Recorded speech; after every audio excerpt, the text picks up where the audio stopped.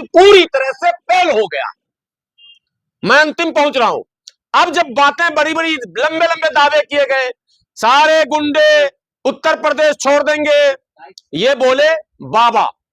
और बिहार में एक मुरट्ठा वाले गृह मंत्री, सारे गुंडे बिहार छोड़ के भाग जाओ, बिहार छोड़ के भाग जाओ मगर गैंग रेप कर दो मधेपुरा में, बिहार छोड़ के भाग जाओ मगर पत्रकार और दरोगा मिलकर कानपुर में गैंग रेप कर दो, बिहार छोड़ के भाग जाओ मगर मॉब लिंचिंग कर दो, बिहार यूपी छोड़ के भाग जाओ मगर मेरठ में किडनैप कर लो, रोकने पर मां की हत्या कर दो।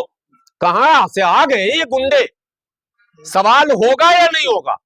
नहीं, गुंडा तो अतीक था जिसको सरकार ने अपने संरक्षण में 2 गुंडों से मरवाया। 2 ही गुंडे थे क्या और ज्यादा थे? वो 2 ही लड़के आए थे, टनाटन लड़के थे। वो कहां गए? किस गांव के थे वो? किस गांव के थे? बुलडोजर चला उन पर? नहीं, अतीक पर चलाएंगे बुलडोजर, इसलिए कि मसला नैरेटिव सेट करना है, हमको मैसेज देना है, नट टाइट करने का।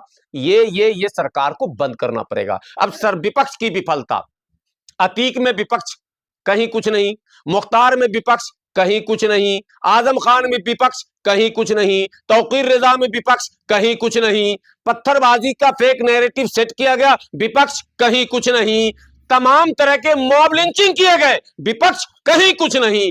अब सामूहिक बलात्कार की लगातार घटनाएं आई, विपक्ष कहीं कुछ नहीं। अंकिता भंडारी जैसे सेंसिटिव मुद्दे आ गए, विपक्ष कहीं कुछ नहीं। Zero, nothing, fail. अब ये चिंता का विषय, आखिरी बात मैं कह रहा हूं, जो सबसे ज्यादा चिंता का विषय जिसके लिए मैंने आपको बुलाया, जो कल की घटना, नई नई घटनाएं घट रही है। देश में बड़ी तेजी से ध्रुवीकरण किया जा रहा, देश में बड़ी तेजी से नफरत को बढ़ाया जा रहा, देश में बहुत तेजी से मजहब के नाम पर, धर्म के नाम पर एक दूसरे को दूर करने का प्रयास किया जा रहा। और इन सारी कोशिशों में जहां सत्ता पक्ष का हाथ है, वहीं इन पर विराम लगाने में विपक्ष लगातार नाकाम साबित हो रहा है। यह चिंता का विषय है कि भारत जो एक महान लोकतांत्रिक देश है, संवैधानिक व्यवस्था है, उसके बावजूद यहां विपक्ष सत्ता के मंसूबे को, सत्ता की सोच को बेनकाब करने में पूरी तरह से विफल हो रहा। कठिनाई केवल यह नहीं कि सत्ता पक्ष के देख रेख और निगरानी में नफरतों का बाजार गर्म किया जा रहा, परेशानी यह है कि जिस नजरिए को, जिस विचारधारा को ढाल बनाकर सत्ता पक्ष देश में ध्रुवीकरण को लगातार बढ़ा रहा है, उस नजरिए के साथ विपक्ष आगे नहीं बढ़ पा रहा। विपक्ष कहीं ना कहीं सत्ता पक्ष के उन आरोपों में फंस जा रहा है जिसे धर्म विरोधी मानसिकता करार दे दिया जाता।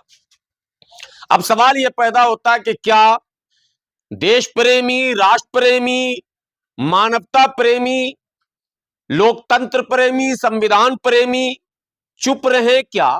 खामोश रहे क्या? गहरी नींद सो जाएं क्या? और देश में लगातार बढ़ रहे इस उन्मादी ताकत को फलने फूलने दें क्या? इसी चिंता को देखते हुए मुझे यह लगा कि देश के लोगों तक एक वो विचार, एक वो बात, एक वो सच, एक वो फैक्ट जिसको छुपाने की कोशिश लगातार मीडिया भी कर रही है, सत्ता पक्ष के लोग भी कर रहे हैं, और कहीं ना कहीं विपक्ष भी उसको उजागर करने में विफल हो रही है, वो पक्ष सामने जाना चाहिए। एक तो बुलडोजर की पूरी कहानी है, पूरी दास्तान है, असम से लेकर कश्मीर तक और केरल से लेकर हिमाचल तक, जिन जिन प्रदेशों में भारतीय जनता पार्टी की हुकूमत है, उन प्रदेशों में बुलडोजर को एक हथियार के रूप में इस्तेमाल किया जा रहा। जबकि भारत में जो डेमोक्रेसी है वो बुलडोजर डेमोक्रेसी नहीं है। एक हमारे यहां पूरा लीगल वे है, कौन किस तरह का अपराध करेगा, उस पर किन धाराओं में मुकदमे दर्ज किए जाएंगे और किस तरह से कार्रवाइयों का सामना उस अपराधी को करना पड़ेगा, उसका 100% प्रोसेस यहां तैयार है। उसके बावजूद धर्म विशेष को देखकर, जाति विशेष को देखकर यदि सरकार उन्हीं अदालतों के सहारे, उन्हीं अदालतों में बैठे माननीय जजों के कांधे पर बंदूक रखकर अगर इस व्यवस्था में ध्रुवीकरण को बढ़ावा देती है और जहां अनावश्यक है, जरूरत नहीं है, वहां भी बुलडोजर चलाकर और ढिंढोरे पीटकर और उस पर डिबेट कराकर अगर वो अपने एजेंडे को सफल करना चाहती है तो उसको बेनकाब करने की जरूरत है। उसको हर हाल में बेनकाब किया जाना चाहिए। अब हम दिल्ली में बैठे हैं, दिल्ली के अंदर अभी पिछले दिनों जाके उसको बोल दिया करो ना, 2 मिनट में आता रहता है, दिमाग खराब करता रहता है। इसी दिल्ली में जहां हम बैठे हैं, दिल्ली के अंदर पिछले महीने एक मंदिर पर बुलडोजर चलाया गया। बहुत प्राचीन मंदिर था और उस पर बुलडोजर चलाया गया। विरोध हुआ, ऐसा नहीं कि विरोध नहीं हुआ, विरोध हुआ, धरने प्रदर्शन हुए, हंगामे हुए। पुलिस ने उस हंगामे को कंट्रोल किया, जो पुलिस का काम है, जो प्रशासन का काम है, वो प्रशासन ने किया।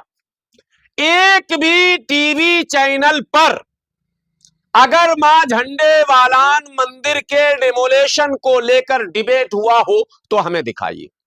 क्यों नहीं हुआ भाई?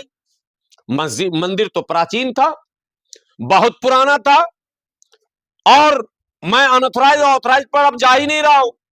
मैं ये कह रहा हूं कि अनऑथराइज ऑथराइज की परिभाषा भी सरकार ने बदल दी है। जिस पर उंगली रख दे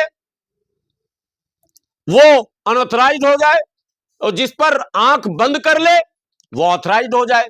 ये नई परिभाषा है। लीगल वे में कौन सा इलीगल है और कौन सा लीगल है, ये तो कोई डिबेट कर ही नहीं रहा। लेकिन डिबेट झंडे वालान पर नहीं हुआ। उसके बगल में एक मजार था, उस पर बुलडोजर चला, उसी झंडे वालान के आगे, उस पर हंगामे करवाए गए। उसके बगल में एक पार्क था जिसमें एक मूर्ति की स्थापना करनी थी, ईदगाह के पास मैं बढ़ रहा हूं उसी रूट पर, वहां हंगामा कराया गया। कौन लोग हैं हंगामा करने वाले? क्यों नहीं प्रशासन उनसे निपटती है? आरंभ काल में क्यों नहीं उनको लाइन अप कर दिया जाता है? अब आखिरी मामला तुर्कमान गेट का आ गया। तुर्कमान गेट पर इन आंखों से आप लोगों ने भी देखा होगा कि बहुत सारी चीजें इलीगल थी, और केवल तुर्कमान गेट पर नहीं है, बगल में 2 अस्पताल है, 2 अस्पताल है बगल में, कोई नहीं बोलेगा ये बात। जीबी पंत और एलएनजेपी और मौलाना आजाद, 3 कर लो आप। मौलाना आजाद तो चलो कॉलेज है, अस्पताल 2 तो फ्रंट पर है। उस रोड पर दोनों अस्पताल के सामने जिस तरह से दुकानें लगी हुई हैं, एमसीडी और पीडब्ल्यूडी और डीडीए और अस्पताल प्रशासन से मेरा सवाल है कि वो दुकानें क्या लीगल हैं? अस्पताल के गेट पर बीड़ी सिगरेट बिक सकता है क्या? गुटखा बिक सकता है क्या? गंदे तेल में छोले भटूरे बिक सकते हैं क्या?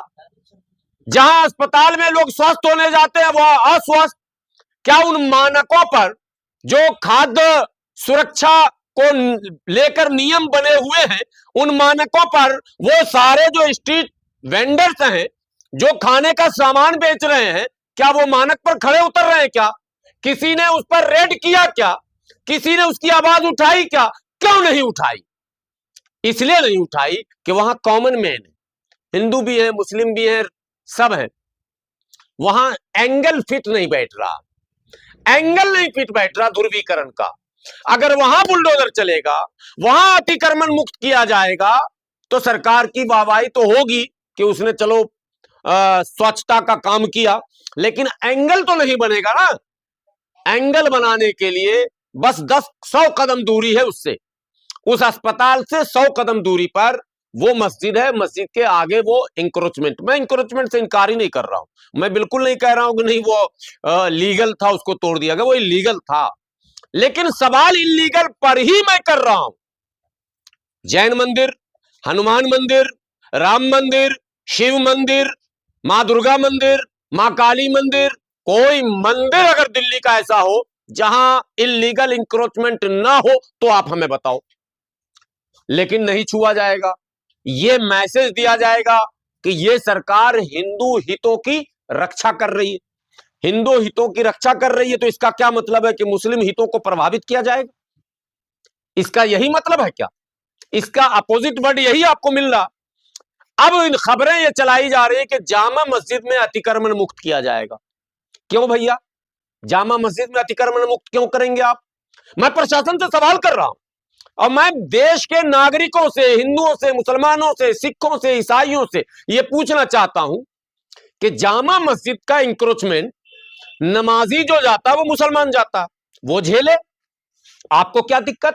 जामा मस्जिद का अनधिकृत जो कब्जा है वो मुसलमान उसको झेल रहा है, लेकिन हॉस्पिटल पर जो अनधिकृत कब्जा है, राम मनोहर लोहिया के गेट पर जो है, सफदरजंग के गेट पर जो है, और तमाम अस्पतालों के गेट पर जो है, छोले भटोरे, कुलचे, भनभनाती मक्खियों के बीच में समोसे, ब्रेड पकौड़े, चाय, पान, बीड़ी, सिगरेट, दुनिया जहान की वो तमाम दुकानें जो वहां हैं, उससे तो हिंदू का हित प्रभावित हो रहा ना, स्वास्थ्य हिंदू का खराब हो रहा है ना। बड़ी आबादी तो हिंदुओं की ही जा रही है ना। अरे भाई 80% उनकी आबादी है तो 70-60 तो जा ही रहे होंगे अस्पताल। मेरे हिंदू भाइयों, आपको यह सोचना ही पड़ेगा कि ये खेल क्या हो रहा। चले जाइए नई दिल्ली स्टेशन, पुरानी Delhi station, Anand Vihar railway station, Nizamuddin railway station, illegal encroachment का भंडार है, भंडार। सारे वेंडर, आज मैं बहुत महत्वपूर्ण बात कर रहा हूं, रेल ने रेल नीर बनाया। क्या बनाया? रेल नीर। केवल रेल नीर ही बिकना चाहिए। आप सभी यात्रा करते हैं, मेरे हिंदू भाई, बिहार यूपी के भाई खास करके यात्रा करते हो ना तमाम ट्रेनों से, कौन सा पानी मिलता है? राजधानी को छोड़कर बाकी तमाम ट्रेनों में फालतू का 4 नंबर का, 2 नंबर का पानी नहीं, 4 नंबर का महाघटिया पानी बेचा जा रहा। 20-20 रुपए का बोतल बेचा जा रहा। वो बोतल कौन सप्लाई कर रहा? कौन बना रहा? कौन मैन्युफैक्चरिंग कर रहा? कौन डीलर है जो ट्रेन के डब्बे में बेचवा रहा है? कैसे बेचने की अनुमति मिल रही है? रेलवे क्या कर रही है? रेल मंत्री क्या कर रहे हैं? IRCTC क्या कर रही है? कोई पूछेगा सवाल? कोई नहीं पूछेगा। रेलवे में सारे घटिया खाने परोसे जा रहे हैं, सड़े समोसे बेचे जा रहे हैं, खट्टे अंगूर और खट्टा सेब बेचा जा रहा, सड़ा हुआ फल बेचा जा रहा, सड़े हुए अनब्रांडेड जिसका कोई ब्रांड नहीं है वो रेलवे के स्टॉल पर, माने चाहे वो ठंड पिए हो, चाहे जो भी खाने का सामान हो, वो नॉट ब्रांडेड है, टोटल अनब्रांडेड है। कौन सप्लाई करवा रहा? सवाल पूछेगा कोई? नहीं, इसलिए कि नैरेटिव फिट नहीं बैठ रहा, एंगल सेट नहीं हो रहा रेलवे में हिंदू मुस्लिम का। तो सबका ना स्वास्थ्य का मसला है, सबका ठेका हम थोड़ा ना लिए हैं स्वास्थ्य का। इस सरकार ने हिंदुओं के स्वास्थ्य का ठेका नहीं लिया, हिंदुओं को यह बताने का ठेका लिया कि देखो मुल्ला को कैसे टाइट कर रहे हैं, यह मुद्दा है। तो क्या मुल्ला के टाइट होने से हिंदुओं को मकान मिल रहा? मुल्ला के टाइट होने से हिंदुओं को नौकरी मिल रही है? मुल्ला के टाइट होने से हिंदुओं को रोजगार मिल रहा है? मुल्ला के टाइट होने से हिंदुओं का माने बहुत ज्यादा भला हो रहा, उसको कोई पैसा और आर्थिक लाभ मिल रहा? तो बताइए, फिर आप टाइट कर सकते हैं, कीजिए, हम ही को टाइट कर दीजिए अगर 10-20 हिंदुओं का कल्याण हो जाए तो। मुझे लगता है ऐसा नहीं हो रहा। नौकरियां जा रही है, बेरोजगारियां बढ़ रही है, डॉलर लुढ़क रहे हैं, तमाम तरह क्राइसिस बढ़ रहे हैं, और कहा गया था सरकार की तरफ से जो वायदे किए गए थे अपराध को लेकर, रोजगार को तो छोड़ ही दीजिए, शिक्षा को तो आप छोड़ ही दीजिए, शिक्षा का तो स्तर देख ही लिया आपने। अगर यूपीएससी में मुसलमान कुछ ज्यादा सीट निकाल ले तो यूपीएससी जिहाद के नाम से उसको मीडिया ट्रायल कर दिया जाता है। अगर एमबीबीएस में कुछ ज्यादा एडमिशन हो जाए तो उसका मेडिकल कॉलेज का मान्यता रद्द करवा दिया जाता है। अगर मुसलमान कहीं प्रैक्टिस करने बैठ जाए तो उसे जिहादी डॉक्टर कह दिया जाता है, और उसी के लिए डॉक्टर को निशाना बना दिया गया। वो जो सुसाइड बॉम्बर था वो मरने वाला डॉक्टर था, मास्टर था, टीचर था, प्रोफेसर था, जाहिल था, शैतान था, मनहूस था, खबीस था, क्या था ये तो पता नहीं, लेकिन कई डॉक्टरों को लपेट लिया गया, बाद में डॉक्टर को छोड़ भी दिया गया। मैं कोई उड़ती पुड़ती खबर नहीं कह रहा हूं, लेकिन आज तक डिबेट हो रहा है, अरे मुल्ला तो डॉक्टर भी बनता तो जिहादी बन जाता, मुल्ला तो डॉक्टर भी बनता तो जिहादी बन, ये नैरेटिव फिट बैठ गया है इनका। अब मुस्लिम डॉक्टर के यहाँ कोई इलाज कराने नहीं जाएगा डर से कि कहीं बम्बे लेकर ना बैठा हो, बजाय कैप्सूल के, बजाय टेबलेट के, बजाय सिरिंज के और सलाइनिंग के वो बम लेकर ना बैठा हो। ये जो माहौल बन रहा है इस देश